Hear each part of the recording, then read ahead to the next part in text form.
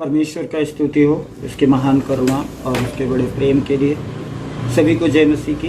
प्रभु आपको आशीष दे। परमेश्वर का धन्यवाद है कि एक बार फिर से आपके सामने परमेश्वर के वचन को लेकर उपस्थित हैं। पिछले सप्ताह हमने देखा परमेश्वर के वचन से यहेजकेल और उसका 22 अध्याय और उसके 26वें पद को पढ़ा और उसी पर विचार विमर्श किया।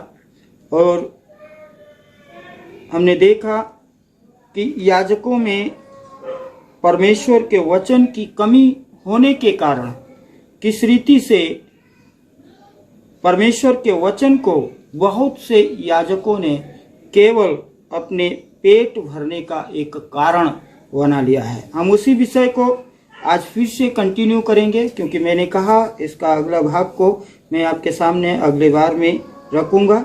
सो हम उसी वचन को फिर से पढ़ते हैं। और यहाँ लिखा है यहेजकेल 22 अध्याय और उसके 26वें पद में, उसके याजकों ने मेरी व्यवस्था का अर्थ खींच खांच कर लगाया है और मेरी पवित्र वस्तुओं को अपवित्र किया है, और उन्होंने पवित्र अपवित्र का कुछ भेद नहीं माना और न औरों को शुद्ध अशुद्ध का भेद सिखाया, और वे मेरे विश्राम दिनों के विषय में निश्चिंत रहते हैं, जिससे मैं उनके बीच अपवित्र ठहरता हूँ। परमेश्वर का स्तुति हो। पिछले सप्ताह हमने देखा कि किस रीति से अशुद्धता के कारण, अपवित्रता के कारण परमेश्वर ने अपने प्रिय पुत्र यीशु मसीह को भी, जब वो कलवरी की क्रूस पर थे और तब परमेश्वर ने पुत्र यीशु मसीह से अपने आप को अलग कर लिया, क्योंकि वचन कहता है अपवित्रता के साथ परमेश्वर का किसी भी प्रकार से कोई संबंध नहीं है। यहाँ याजकों के विषय में यहेजकेल में स्पष्ट करके लिखा है। मेरे प्रियो, हमने मत्ती रचित सुसमाचार के विषय में भी पिछले सप्ताह हमने पढ़ा। सो यहाँ पर मैं फिर से आपको सिर्फ याद दिलाने के लिए उस अध्याय को पढ़ना चाहता हूँ।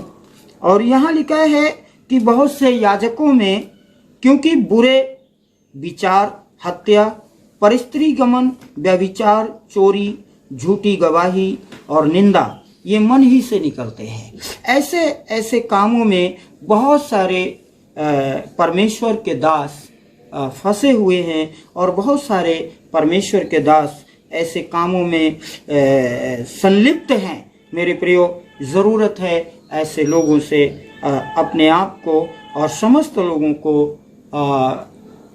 सावधान होने की और अपने आप को सेपरेट करने की। परमेश्वर का स्तुति हो। हम आगे को बढ़ेंगे। परमेश्वर का वचन पहला तिमुथी 1 अध्याय के 7वें वचन में इस रीति से लिखा है। यहाँ मैं आपको पढ़ के बताना चाहूँगा। पहला तिमुथी उसका पहले अध्याय के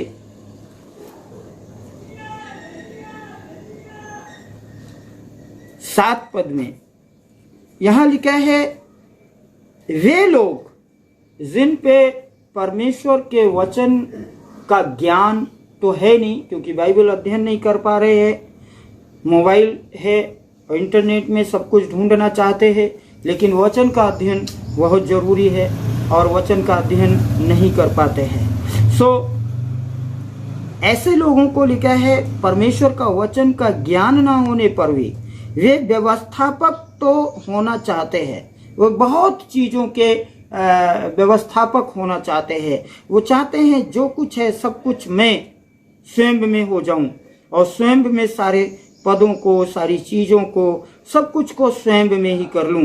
तो लिखा है वे व्यवस्थापक तो होना चाहते हैं, पर जो बातें कहते और जिनको दृढ़ता से बोलते हैं वे उन्हीं को समझते भी नहीं।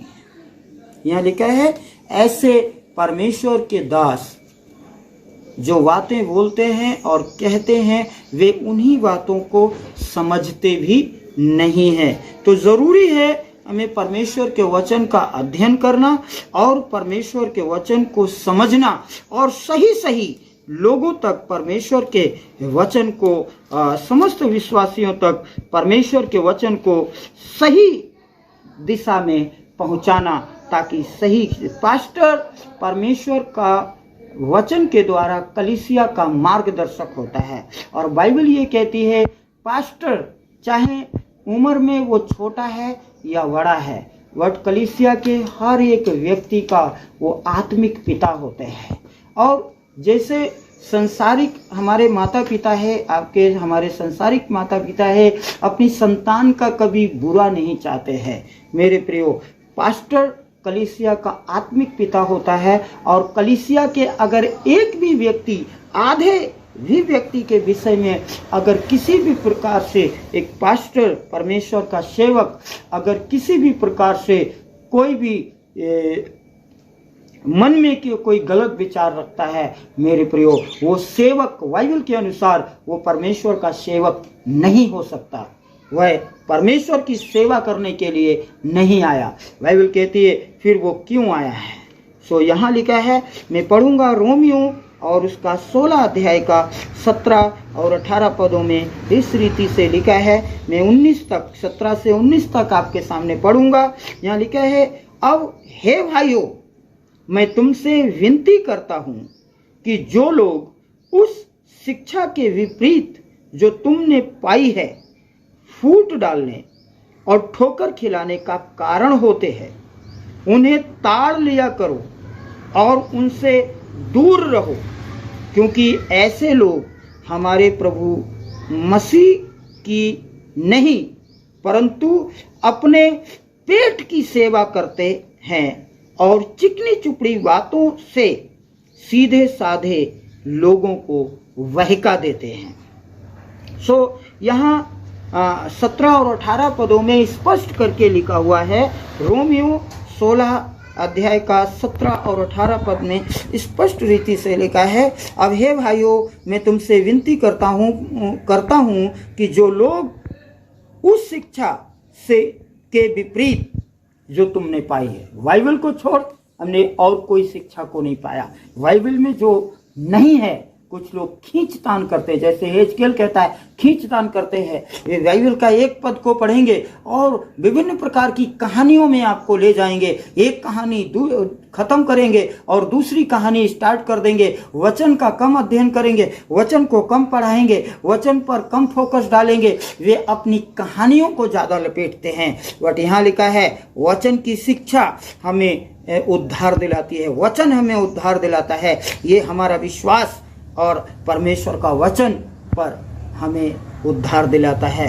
सो यहाँ लिखा है, अब हे भाइयों, मैं तुमसे विनती करता हूँ, जो लोग उस शिक्षा के विपरीत जो तुमने पाई है फूट डालने और ठोकर खिलाने के कारण होते हैं, उन्हें ताड़ लिया करो। ताड़ लिया करने का मतलब है उन लोगों को जांच लो, उन लोगों को परख लिया करो और उनसे, ऐसे लोगों से, मैं कहता हूं ऐसे सेवकों से अपने आप को अलग कर लो। और ऐसे सेवकों से अपने आप को अलग कर लो। लिखा है उन्हें ताड़ लिया करो और उनसे दूर रहो।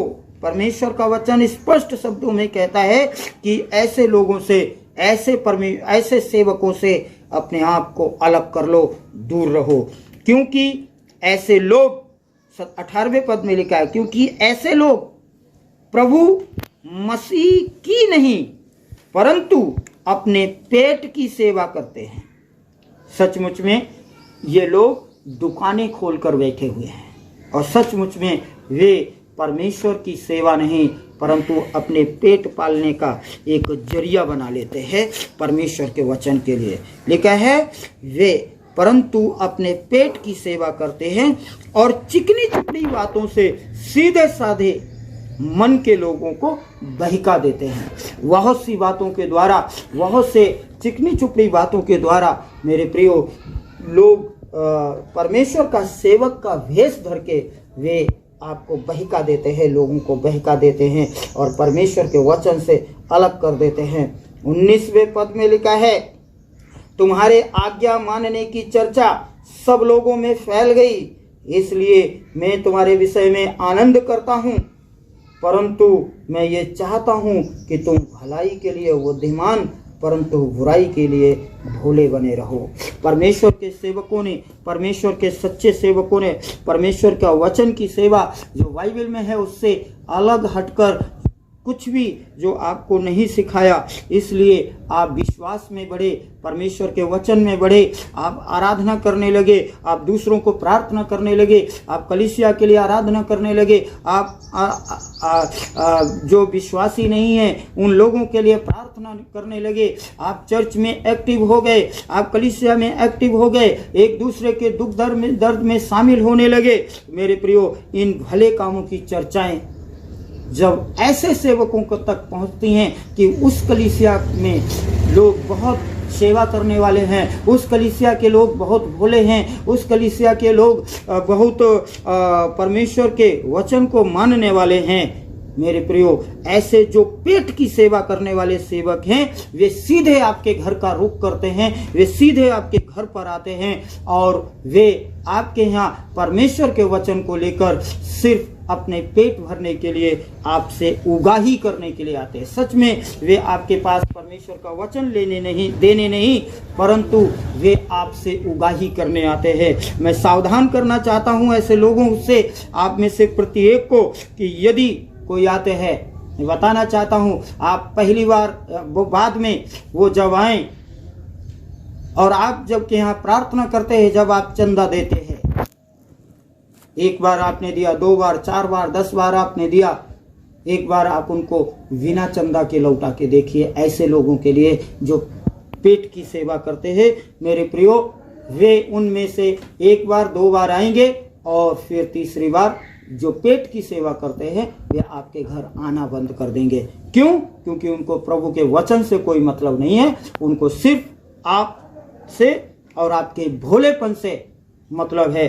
कारण आपका भोलापन और आपने जो देने के लिए अपने हाथ को बढ़ाना शुरू किया है, उसके पीछे आपका पास्टर है जिसने आपके लिए बड़ी मेहनत की है, जिसने आपके लिए घुटने टेके हैं, जिसने आपके लिए परमेश्वर के वचन का अध्ययन किया है और बड़े परिश्रम और बड़ी मेहनत के साथ आपको सिखाया है और आपको तैयार किया है। और इस बात का गलत फायदा दूसरे सेवक आपके यहाँ आकर उठाते हैं और वे चाहते हैं कि ऐसे लोगों को मैं 1 2 4 6 लोगों को तोड़ लूं और ऐसे लोगों को चिकनी चुपड़ी बातों के द्वारा मैं उनके मन को भरमा दूं। मैं एक और वचन को पढ़ूंगा, कुलुसियों की पत्री और उसका 2 अध्याय का 8वां पद। यहाँ प्रभु का वचन इस रीति से कहता है और लिखा है, कुलुसियों की पत्री और उसका 2 अध्याय और उसके 8वें पद में इस रीति से लिखा है, चौकस रहो, कोई तुम्हें उस तत्व ज्ञान और व्यर्थ के धोखे के द्वारा अपना आहेर ना बना ले। ऐसे सेवक भी मेरे प्रियो आपको अपना आहेर बनाने के लिए आते हैं। कोई चौकस रहो, कोई तुम्हें उस तत्व ज्ञान और व्यर्थ के धोखे के द्वारा अपना आहेर ना बना ले, जो मनुष्यों की परंपराओं और संसार की आदि शिक्षा के अनुसार तो है, परंतु मसीह यीशु के अनुसार नहीं है। तो ऐसे सेवकों को ताड़ लो। और मैं आपको कहना चाहूंगा कि ऐसे सेवक सिर्फ आपको लूटने के लिए आते हैं। मेरे प्रियो, हमें लूटना नहीं है, आपको लूटना नहीं है। परमेश्वर के वचन और उसकी सेवकाई में बढ़ना है और परमेश्वर की सेवा को हमें सही हमें अंजाम देना है। प्रभु में बने रहें, प्रभु में प्रार्थना करते रहें, अपने देश के लिए, अपने प्रदेश के लिए, अपने देश की सरकार के लिए, अपने राज्य की सरकार के लिए, अपने नगर के लिए और अपनी कलीसिया के लिए और अपने पासवान और उनके परिवार के लिए सदा प्रार्थना में लगे रहें। प्रार्थना करें और सही में लोगों को जांचें और फिर उन लोगों के साथ संगति करें। प्रभु आपको आशीष दे, अपने अनुग्रह से परिपूर्ण करे, आपको बहुतायत की आशीषों से परिपूर्ण करे। जय मसीह।